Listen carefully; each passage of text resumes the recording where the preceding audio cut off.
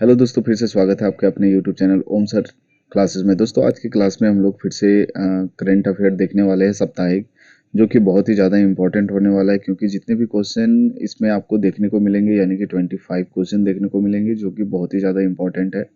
Selective question ही है, पूरा question को देखिएगा और उसको फिर से प्रैक्टिस कीजिएगा। टेलीग्राम में यदि आप लोग को चाहिए पीडीएफ तो आप पक्का कमेंट बॉक्स में बताइएगा, आप लोगों को पीडीएफ भी प्रोवाइड करवाया जाएगा।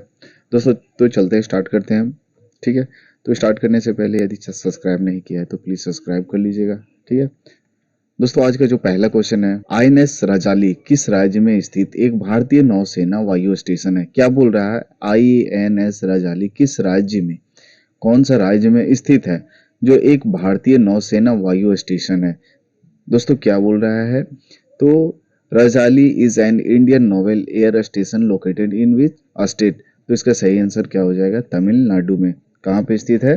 तमिलनाडु में। दोस्तों इसके बारे में जानते हैं। आईएनएस रजाली तमिलनाडु के आरकोनम के पास एक भारतीय नौसेना वायु स्टेशन है। ठीक है, जिससे 11 मार्च 1992 में एस्टेब्लिश किया गया था, कमीशन किया गया था। दोस्तों वहीं आज चेन्नई में 80 किलोमीटर पश्चिम में है। यह चेन्नई से 80 किलोमीटर पश्चिम में स्थित है, जो कि 2200 एकड़ में टोटल फैला हुआ है ये। ठीक है, यह स्टेशन 2200 एकड़ में फैला हुआ है, यानी कि बहुत बड़ा क्षेत्रफल घेरे हुए है। ठीक है, वहीं दोस्तों 4700 कर्मियों वाला सबसे बड़ा, यह 4700 कर्मी यहाँ पे काम करते हैं। आधुनिक नौसेना वायु स्टेशन है, वहां पे काम करने वाले का। ठीक है, इसका एशिया में सबसे लंबा सैन्य रनवे है। एशिया में सबसे लंबा सैन्य जो रनवे है वो ये यही भारतीय नौसेना वायु स्टेशन का ही है। ठीक है, और यह संचालन प्रशिक्षण दोनों का समर्थन करता है। संचालन मतलब ऑपरेटर एंड क्या कोचिंग भी करवाता है यहाँ पे। ठीक है, इसको याद रखिएगा। नेक्स्ट क्वेश्चन है, किस देश ने सितंबर 2025 में एफ्ला टॉक्सिन संबंधित चिंताओं के कारण भारत से मूंगफली का आयात निलंबित कर दिया? दोस्तों कुछ दिन पहले मूंगफली का जो आयात होता था वो पूरा का पूरा बैन कर दिया गया है। ठीक है, निर्यात बंद कर दिया गया है। Which country has suspended the import of groundnut from India in September 2025 due to aflatoxin concern? ठीक है, तो इसका सही आंसर क्या हो जाएगा? इंडोनेशिया। इंडोनेशिया के द्वारा ये पूरा का पूरा बैन कर दिया गया है। दोस्तों इसका कारण क्या है? तो दोस्तों क्या है कि इंडोनेशिया में एफ्लाटॉक्सिन की चिंताएं, मतलब एक बीमारी फैली हुई है, के कारण 3 सितंबर 2025 को भारतीय मूंगफली का आयात निलंबित कर दिया, मतलब बंद कर दिया गया। इस खरीफ जो सीजन है, खरीफ का सीजन चल रहा है, उसमें 48 लाख हेक्टेयर में मूंगफली बोई गई है। ठीक है, जिसमें गुजरात को रिकॉर्ड, मतलब जो रिकॉर्ड बनाया गया है वो 66 लाख टन का है, जो कि उम्मीद से बहुत ही ज्यादा, लेकिन कीमतें जो एमएसपी है वो नीचे हो चुकी है। जो मिनिमम सपोर्ट प्राइस दिया जाता है वो नीचे है। ठीक है, जिसके कारण बहुत सारा हानियां होने की संभावना है। ठीक है, इंडोनेशिया भारत का शीर्ष खरीदार है, मतलब सबसे ज्यादा खरीदार है ये इंडोनेशिया, जो कि अभी बैन कर दिया कुछ बीमारी फैलने के कारण। वहीं दोस्तों जो निर्यात का 1/3 आयात करता है, मतलब टोटल जितना भी प्रोडक्शन होता है मूंगफली का, वो उसमें से 1/3 भाग इंडोनेशिया ही बाई करता है। ठीक है दोस्तों, वही आंकड़ा के अनुसार 2024-25 में 280 मिलियन डॉलर मूल्य का 2.77 लाख टन जो मूंगफली था वो उसका आंकड़ा बता रहा है। ठीक है, एफ्लाटेक्सियन कवक जो है एस्परगिलस फ्लेवस एंड एस्परगिलस पैरासिटेक्स से विषाक्त यौगिक है। ठीक है, जो यकृत यानी जो किडनी है, कैंसर और स्वास्थ्य जोखिम से जुड़ा हुआ है। इस कारण से इसको अभी पोस्टपोन कर दिया गया है। यहाँ से अभी इंपोर्ट और एक्सपोर्ट टोटली बंद कर दिया गया है। कौन सा देश? तो इंडोनेशिया के साथ। तो याद रखिएगा इसको। नेक्स्ट है, हाल ही में खबरों में रही फिनलैंड की खाड़ी किस सागर में स्थित है? दोस्तों हाल ही में चर्चा में रहा है फिनलैंड की खाड़ी, तो किस देश में स्थित है ये पूछ रहा है, ये किस सागर में स्थित है? तो इसका सही आंसर क्या हो जाएगा? बाल्टिक सागर। क्या हो जाएगा? बाल्टिक सागर। इसको देखते हैं हम लोग पिक्चर के माध्यम से। ये जो फिनलैंड है वो बाल्टिक सागर के जस्ट साइड में है, ठीक है। तो याद रखिएगा दोस्तों, फिनलैंड की खाड़ी जो है वो उत्तरी यूरोप में बाल्टिक सागर के पूर्वी हिस्से में है, ठीक है। जो फिनलैंड की जो खाड़ी है वो क्या है, उत्तरी यूरोप जो है उसमें बाल्टिक सागर है, उसके पूर्वी हिस्से में है, जो कि फिनलैंड, रूस और एस्टोनिया से घिरा हुआ है। क्या, फिनलैंड, रूस और एस्टोनिया से घिरा हुआ है। उसके आसपास बहुत सारे ऐसे देश भी हैं, जैसे कि एस्टोनिया है, लातविया भी है, और यहाँ पे कोला प्रायद्वीप है, सफेद सागर है। ये सब आसपास के ही क्षेत्रों में पाए जा रहे हैं, ठीक है। तो इसको याद रखिएगा। स्वीडन है ना, इसका बॉर्डर लगा हुआ है दोस्तों। वहीं इसकी जो लंबाई है 400 किलोमीटर की और चौड़ाई है 19 से 130 किलोमीटर की। प्रमुख शहर जो है हेलसिंकी है, जो कि फिनलैंड में है, और टालिन है एस्टोनिया में, और सेंट पीटर्सबर्ग जो कि रूस में, इसके किनारे पे स्थित है, याद रखिएगा, ठीक है दोस्तों। वहीं नेक्स्ट क्वेश्चन है ICGS अदम्य अदम्य श्रेणी के तीव्र गति पोतों का पहला जहाज किस बंदरगाह पर कमीशन किया गया है, यानी कि किस जगह पे उसको एस्टेब्लिश किया गया है। तो इसका सही आंसर क्या हो जाएगा दोस्तों, तो पारादीप बंदरगाह, जो कि पारादीप कहाँ है दोस्तों, तो ये उड़ीसा में है। कहाँ पे, उड़ीसा में, ठीक है, याद रखिएगा कहाँ पे, उड़ीसा में। इसके बारे में जानते हैं। ICGS अदम्य 8 अभियान श्रेणी की फास्ट पेट्रोल वेसल में पहला 19 सितंबर 2025 को उड़ीसा के पारादीप पोर्ट पे कमीशन हुआ, जो कि 51 मीटर लंबा यह पोत गोवा शिपयार्ड लिमिटेड द्वारा 60% से अधिक स्वदेशी सामग्री से निर्मित किया गया है दोस्तों। 51 मीटर लंबा है, जो कि 60% से अधिक ये मेक इन इंडिया यानी कि भारत के द्वारा ही बनाया गया है, इसको याद रखिएगा। यह पोत ICG क्षेत्र के तहत पारादीप में तैनात रहेगा और भारत की समुद्री सुरक्षा में मदद करेगा, ठीक है, याद रखिएगा। नेक्स्ट क्वेश्चन है, विश्व अल्जाइमर दिवस हाल ही में किस दिन मनाया गया। विश्व अल्जाइमर दिवस किस दिन मनाया गया, तो 21 सितंबर को, 21 सितंबर को दोस्तों। क्या बोल रहा है, इसका जो मुख्य उद्देश्य है अल्जाइमर रोग और मनोभ्रंश, यानी कि जो बुद्धि होती है वो थोड़ा कम हो जाती है, यानी कि समय के साथ साथ किसी किसी कारणवश से जो माइंड होता है वो सोचने की क्षमता और जो याद रखने की क्षमता वो धीरे धीरे कम होने लगती है। उससे जुड़ी बीमारी है ये। से जुड़ी बीमारियों के बारे में लोगों के जागरूक बढ़ाना, ये जो अल्जाइमर है इसका काम क्या है कि इसका जो दिवस मनाया गया इसका रीजन क्या था कि इससे जागरूकता को बढ़ाना समाज में, ठीक है। साथ ही रोगियों और उनके परिवारों की सहायता और समर्थन प्राप्त करना, उनके जो परिवार है और उनके जो रोगी है उनको समर्थन करना इस चीज को लेकर के, ठीक है। यह दिन अल्जाइमर रोग से प्रभावित लोगों के बारे में समाज में गलतफहमियां जो फैली हुई है उनको दूर करने के लिए इस डेट का एक चयन किया गया है, जिससे सभी लोग इस पे केंद्रित हो सके, ठीक है। जैसे 21 सितंबर है तो आदमी को दिमाग इस पे सेट हो सके कि यह एक अल्जाइमर के प्रति जागरूकता दिवस के रूप में मनाया जा रहा है, जो कि परिवार की सहायता और समर्थन देने के लिए एक स्पेशल डे है, ठीक है। इसको याद रखिएगा, ठीक है। नेक्स्ट क्वेश्चन है, लेक्टिफल्स खासियानास नामक एक नई खाद्य मशरूम प्रजाति किस पूर्वोत्तर राज्य में खोजी गई है। तो किस पूर्वोत्तर राज्य में खोजी गई है, तो दोस्तों ये मेघालय में। कहाँ पे, मेघालय में खोजी गई है। लेक्टिफ्लूस खासिनियास नामक खाद्य मशरूम की नई प्रजाति मेघालय के ईस्ट खासी हिल्स में पाई गई है, ठीक है। कहाँ पे, हिल्स खासी, जो खासी हिल है मतलब पहाड़ी है उसमें पाई गई है।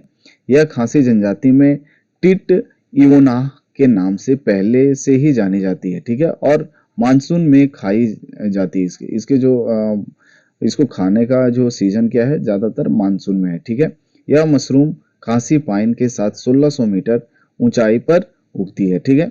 यह अपनी चॉकलेट भूरी टोपी, बड़े सिस्टीडिया और DNA मार्कर के कारण अन्य प्रजातियों से अलग है, ठीक है। तो याद रखिएगा कि लैक्टिफ्लस खासियानास नामक एक नई जो मशरूम की प्रजाति की खोज की गई है पूर्वोत्तर राज्यों में, वो कहाँ पे, मेघालय में, ठीक है दोस्तों। नेक्स्ट क्वेश्चन क्या है, युआंग 1-5 किस देश द्वारा विकसित एक अंतरिक्ष मिसाइल ट्रैकिंग जहाज है।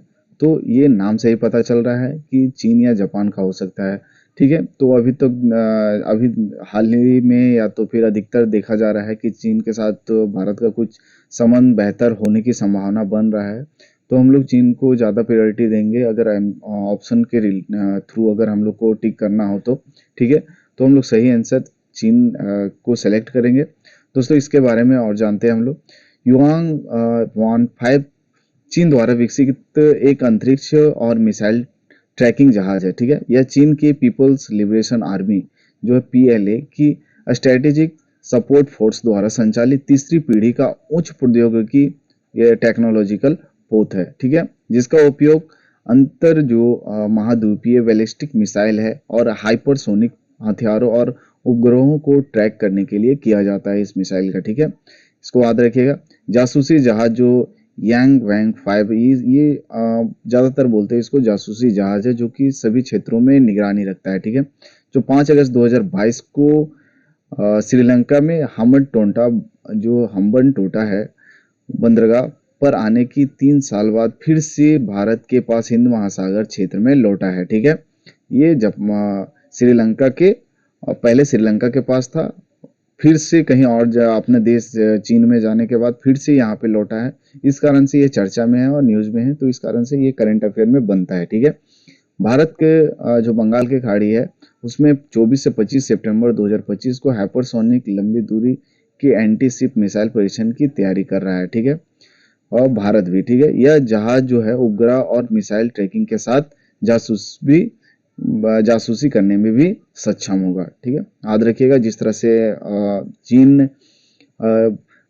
श्रीलंका के बॉर्डर पे आकर के इसको एस्टेब्लिश किया है, उसी प्रकार से भारत भी जो बे ऑफ बंगाल है, बंगाल की खाड़ी, वहां 24 से 25 सितंबर को एक हाइपरसोनिक जो कि लंबी दूरी एंटी शिप मिसाइल होता है उसका परीक्षण की तैयारी कर रहा है। ठीक है, उसी के कारण है ना, इसको याद रखिएगा।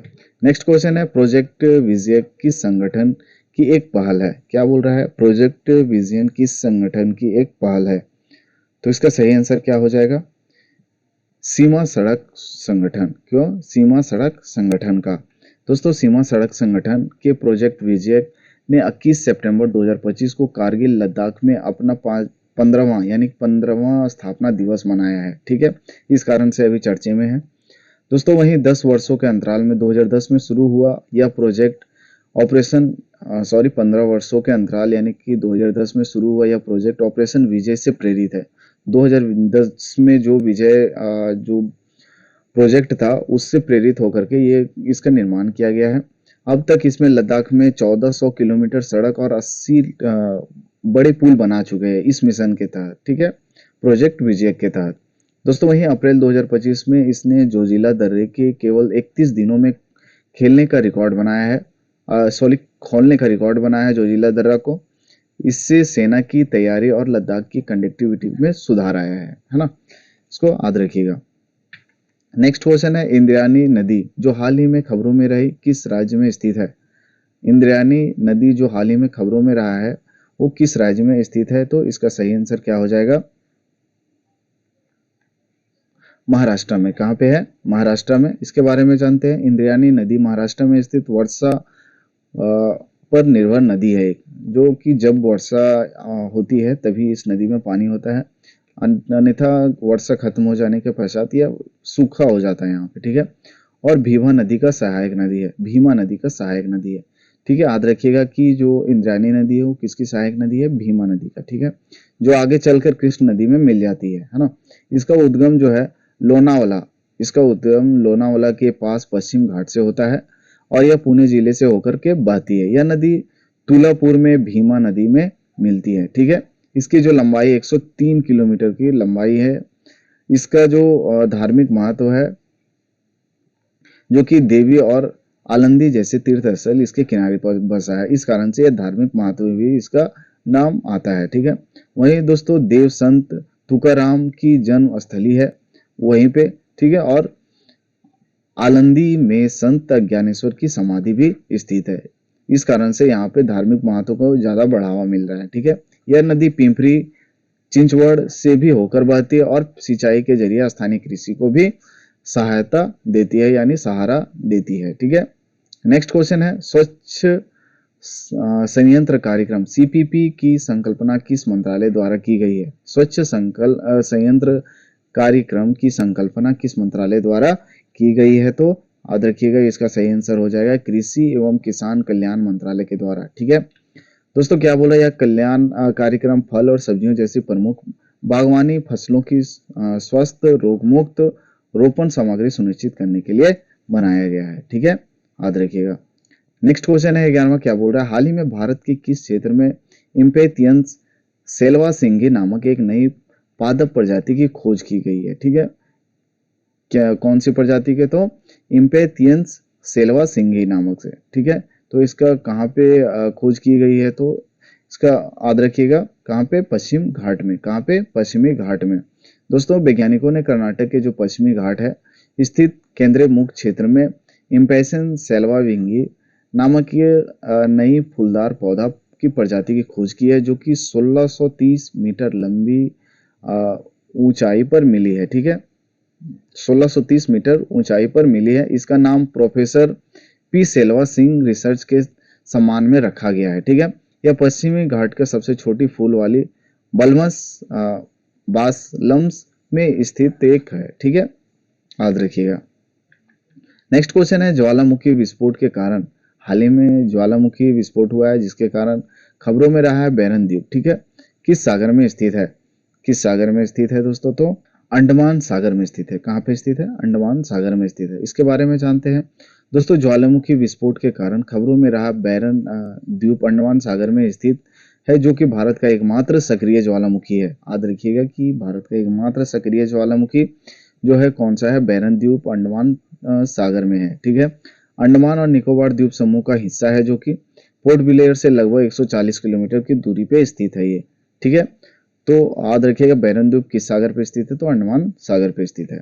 नेक्स्ट क्वेश्चन है, किस मंत्रालय ने आदि युवा फेलोशिप और आदि कर्मयोगी स्वयं सेवा कार्यक्रम शुरू किया है? तो किसके द्वारा शुरू किया गया है दोस्तों? तो जनजातीय मामले और मंत्रालय के द्वारा, जनजातीय मामले के मंत्रालय द्वारा ये स्टार्ट किया गया। क्या चीज? तो युवा फेलोशिप और आदि कर्मयोगी स्वयं सेवा कार्यक्रम। ठीक है, नेक्स्ट क्वेश्चन है, राष्ट्रीय मानवाधिकार आयोग द्वारा सितंबर 2025 के लिए शुरू किए गए इंटर्नशिप कार्यक्रम का नाम क्या है? तो क्या है इसका नाम?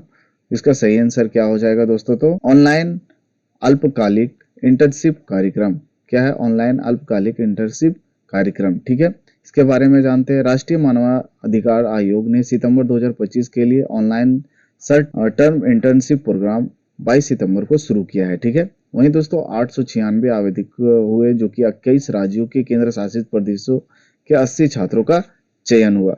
यानी कि 896 आवेदन हुए, आवेदन पत्र मिले, जिसमें 21 राज्य और केंद्र शासित प्रदेशों में 80 छात्रों को चयन हुआ। 2 सप्ताह का यह कार्यक्रम हुआ, जिसमें 3 अक्टूबर 2025 तक चलेगा। ठीक है, याद रखिएगा। इसका उद्देश्य है भारत में मानव अधिकारों की सक्षम संवर्धन और संरक्षण के बारे में जागरूकता बढ़ाना। ठीक है, नेक्स्ट क्वेश्चन है, राष्ट्रीय ई गवर्नेंस पुरस्कार 2025। क्या बोल रहा है? राष्ट्रीय ई गवर्नेंस पुरस्कार 2025 में जमीनी स्तर पर डिजिटल सेवा वितरण के लिए एक नई श्रेणी के अंतर्गत किस ग्राम पंचायत ने स्वर्ण पुरस्कार जीता है? तो कौन सा गांव जीता है? तो याद रखिएगा इसको, ये सब इंपॉर्टेंट क्वेश्चन बन सकता है। तो इसका सही हो जाएगा, आंसर हो जाएगा महाराष्ट्र। रोहिणी, रोहिणी एक गांव है महाराष्ट्र में, उसने ये पुरस्कार, स्वर्ण पुरस्कार जीता है। दोस्तों, इसके बारे में जानते हैं। 21 राज्यों का और केंद्रीय शासित प्रदेशों का ये प्रतियोगिता हुआ था, जिसमें 1.4 लाख से अधिक प्रविष्टियां प्राप्त हुई, जो ग्राम स्तर पर बढ़ती डिजिटल गति को दर्शाती है। ठीक है, वहीं दोस्तों महाराष्ट्र के धुले की रोहिणी ग्राम पंचायत में स्वर्ण पुरस्कार मिला, जबकि त्रिपुरा पश्चिम मंजिलपुरा ग्राम पंचायत को रजत पुरस्कार मिला। ये याद रखिएगा, जो स्वर्ण पुरस्कार मिला है वो रोहिणी, जो कि महाराष्ट्र में है, उसको, और एक वो मंजलिसपुरा है, वहां पे त्रिपुरा में है, उसको रजत पदक मिला है। ठीक है, याद रखिएगा। नेक्स्ट है, किस देश ने विदेशी विज्ञान एवं प्रौद्योगिकी प्रतिभाओं और आकर्षित करने के लिए के वीजा नामक एक वीजा श्रेणी की शुरुआत की है? दोस्तों, क्या बोला है, किस देश ने विदेशी विज्ञान और प्रौद्योगिकी प्रतिभाओं को आकर्षित करने के लिए के वीजा नामक एक नई वीजा का शुरुआत किया है? तो किसने शुरुआत किया है दोस्तों? हम लोग देख सकते हैं ये देश का नाम से ही पता चलता है कि कौन सा चालाक देश है, ठीक है। तो ये चीन है, ठीक है, चीन है। इसके बारे में जानते हैं कि ये वीजा 1 अक्टूबर 2025 से प्रभावी होगा। वहीं दोस्तों यह विज्ञान, प्रौद्योगिकी, इंजीनियरिंग, गणित के क्षेत्र में काम करने वाले विदेशी युवाओं को और पेशेवरों के लिए है, जो कि योग्य आवेदकों में प्रतिष्ठित विश्वविद्यालय और शोध संस्थानों से स्नातक या उच्चतर डिग्री प्राप्त स्नातक और स्टेम शोधकर्ता या शिक्षक शामिल भी इसमें होंगे, ठीक है। यह एक से अधिक प्रविष्टियां यानी कि जो पत्रियां मिली हैं आवेदन, लंबी वैधता, शिक्षा, उद्यमिता जैसे व्यापक गतिविधियों की अनुमति देता है और स्थानीय प्रयोजन की भी आवश्यकता नहीं होती है, ठीक है, याद रखिएगा। नेक्स्ट क्वेश्चन है, सुजलम भारत शिखर सम्मेलन किस मंत्रालय द्वारा संचालित एक राष्ट्रीय पहल है? क्या बोल रहा है? सुजलम भारत सरकार द्वारा भारत शिखर सम्मेलन किस मंत्रालय द्वारा संचालित एक राष्ट्रीय पहल है? तो इसका सही आंसर क्या हो जाएगा? जल शक्ति मंत्रालय के द्वारा। दोस्तों क्या है, जल शक्ति मंत्रालय के अंतर्गत केंद्रीय जल आयोग ने सुजलम भारत शिखर सम्मेलन 2025 में कुशल जल प्रबंधन हेतु प्रौद्योगिकी पर एक आभासी कार्यशाला का आयोजन किया। वहीं दोस्तों सुजलम भारत शिखर सम्मेलन जल शक्ति मंत्रालय द्वारा संचालित और नीति आयोग द्वारा समन्वित एक राष्ट्रीय पहल है। यह जल प्रबंधन, स्वच्छता एवं सतत प्रथाओं पर केंद्रित है, ठीक है, याद रखिएगा। नेक्स्ट क्वेश्चन है, वर्कला क्लिफ।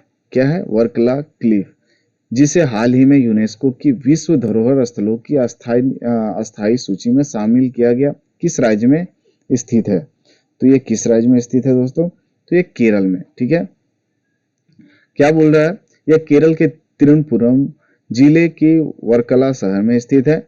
यह चट्टान जो है 13 लाख से 2.5 यानी कि 2.5 करोड़ वर्ष पूर्व के मायो प्लियोसेनिक युग के वर्कली संरचना को उजागर करती है, ठीक है।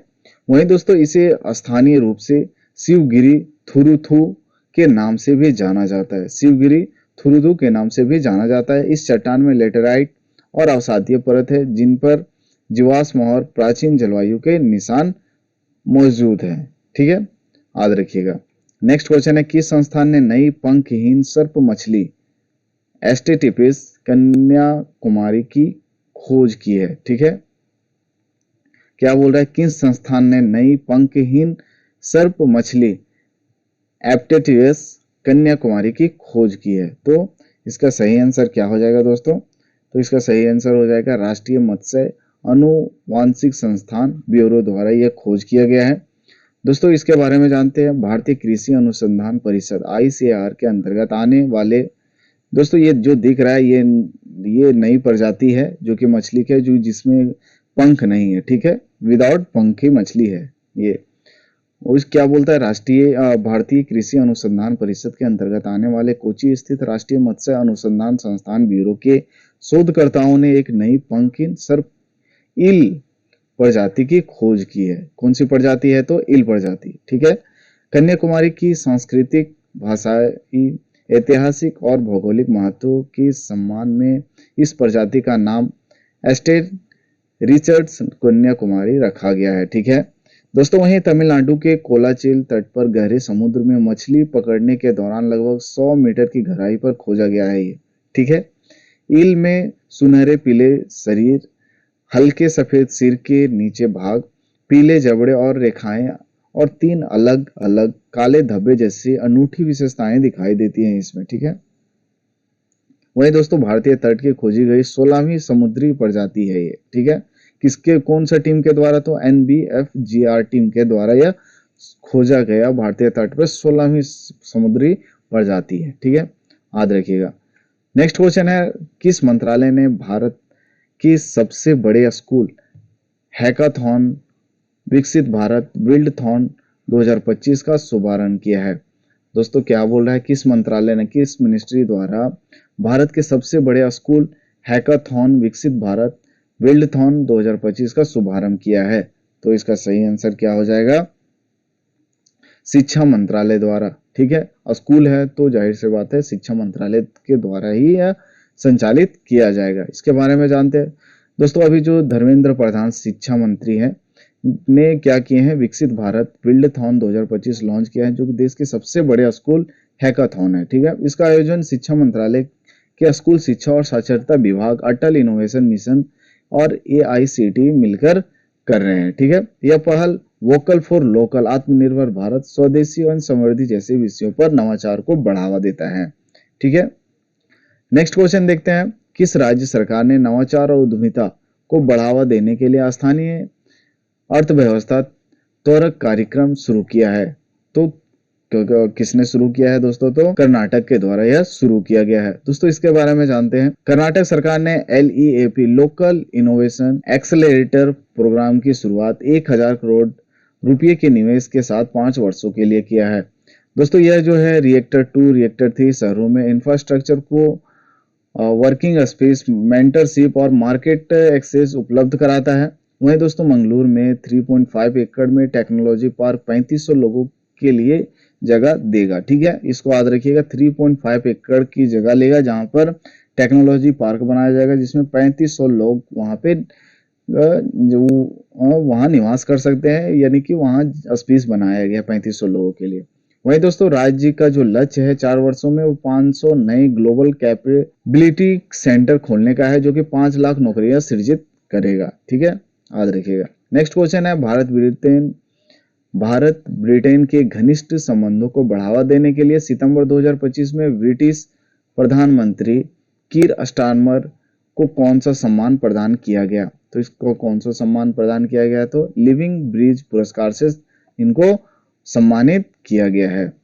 दोस्तों क्या बोल रहा है, ब्रिटेन के प्रधानमंत्री जो हैं कीर स्टारमर को भारत यूके मुख्य व्यापार समझौता को सुनिश्चित करने और भारत ब्रिटेन संबंधों को मजबूत बनाने में उनकी भूमिका के लिए लिविंग ब्रिज का सम्मान मिला है। ठीक है, यह जो सम्मान है हाउस ऑफ लॉर्ड्स में प्रदान किया गया और मंत्री सीमा मल्होत्रा ने कीर स्टारमर और की ओर से पुरस्कार स्वीकार किया। ठीक है, याद रखिएगा, वो डायरेक्ट वो नहीं किए थे, जो प्रधानमंत्री है वो डायरेक्ट पुरस्कार को अपने एक्सेप्ट नहीं किए थे, बल्कि उनकी जो मंत्री हैं सीमा मल्होत्रा, उनके द्वारा ये करवाया गया था। ठीक है, याद रखिएगा। नेक्स्ट क्वेश्चन है, विश्व खाद्य भारत WFI 2025 का आयोजन किस मंत्रालय द्वारा किया जाता है?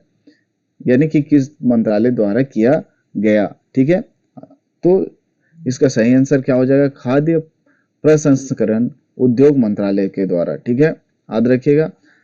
क्या बोल रहा है, वर्ल्ड फूड इंडिया WFI द्वारा आयोजित 25 से 28 सितंबर 2025 को नई दिल्ली में के भारत मंडपम में खाद्य प्रसंस्करण उद्योग मंत्रालय द्वारा यह आयोजन किया गया। वहीं क्या बोल रहा है, इसका जो उद्देश्य है भारत की वैश्विक फूड हब बनाना और अंतर्राष्ट्रीय सहयोग को बढ़ावा देना था। वहीं दोस्तों 90 से अधिक देश, इसमें 200 से अधिक प्रदर्शन करने वाले हजारों प्रतिभागी शामिल होंगे। ठीक है, याद रखिएगा। नेक्स्ट क्या बोल रहा है कि पार्टनर देश न्यूजीलैंड और सऊदी अरब, जबकि फोकस देश जापान, UAE, वियतनाम, रूस भी इसमें शामिल होने की संभावना है। ठीक है, याद रखिएगा। नेक्स्ट है, दुनिया की सबसे बड़ी सरकारी वित्त पोषण स्वास्थ्य बीमा योजना कौन सी है? क्या बोल रहा है, दुनिया की सबसे बड़ी सरकारी वित्त पोषण स्वास्थ्य बीमा योजना कौन सी है, जिसने 23 सितंबर 2025 को अपने 7 वर्ष पूरे करने के लिए जाना जा रहा है, यानी कि चर्चे में है। ठीक है, 7 वर्ष पूरे हो चुके हैं उसका। तो इसका सही आंसर क्या हो जाएगा? आयुष्मान भारत प्रधानमंत्री जन आरोग्य योजना। ठीक है, याद रखिएगा। दोस्तों क्या बोल रहा है इसके बारे में जानते हैं हम थोड़ा। आयुष्मान भारत जो है प्रधानमंत्री जन आरोग्य योजना 23 सितंबर 2018 को रांची से शुरू हुआ था, जो अब 7 साल पूरे हो चुके हैं। दोस्तों ये याद रखिएगा कि आयुष्मान भारत कहाँ से स्टार्ट हुआ था। ये सबसे पहले तो रांची से शुरू हुआ था, झारखंड का रांची से। और ये कब शुरू हुआ था? तो 23 सितंबर 2018 को शुरुआत हुआ था। यह दुनिया की सबसे बड़ी सरकार द्वारा वित्त पोषित स्वास्थ्य बीमा योजना है। यह दुनिया की सबसे बड़ी है जो कि सरकार द्वारा बनाया गया है।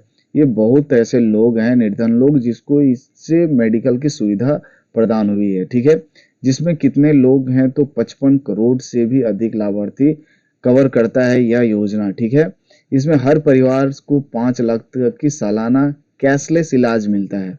यानी कि कैशलेस इलाज, यानी कोई भी हॉस्पिटल जो कि मान्यता प्राप्त है सरकार द्वारा, वो रजिस्टर्ड है, उस हॉस्पिटल में जा करके इस कार्ड के द्वारा या इस योजना के माध्यम से 5 लाख तक के जो हर साल अगर आपके प्रति खर्चा होता है किसी भी बीमारी के प्रति, तो ये निःशुल्क होगा 5 लाख तक, ठीक है। ये हर साल का है, जिससे गुणवत्तापूर्ण और सुलभ स्वास्थ्य सेवाएं सुनिश्चित होती हैं। बहुत ऐसे लोग जिनको लाभ मिला है, ठीक है दोस्तों। इसी के साथ आज का जो 25 क्वेश्चन था वो समाप्त होता है। बहुत ही ज़्यादा इंपॉर्टेंट था एग्जाम के पॉइंट ऑफ व्यू से, क्योंकि सेलेक्टेड ही क्वेश्चन थे, ठीक है। तो आप लोग स्किप मत कीजिएगा, दोस्तों के साथ शेयर पक्का कीजिएगा। चैनल को सब्सक्राइब नहीं किए तो प्लीज़ सब्सक्राइब कर लीजिएगा। मिलते हैं नेक्स्ट वीडियो में, और हर दिन रील्स देखना मत भूलिए, क्योंकि उसमें आपको हिस्ट्री के बारे में, जिस दिन जो रील्स आएगा वो आप हिस्ट्री का ही होगा, ठीक है। उस दिन इतिहास में क्या घटनाएं घटी थी उसके बारे में आपको उसमें बताया गया है, ठीक है। तो मिलते हैं नेक्स्ट वीडियो में, तब तक धन्यवाद।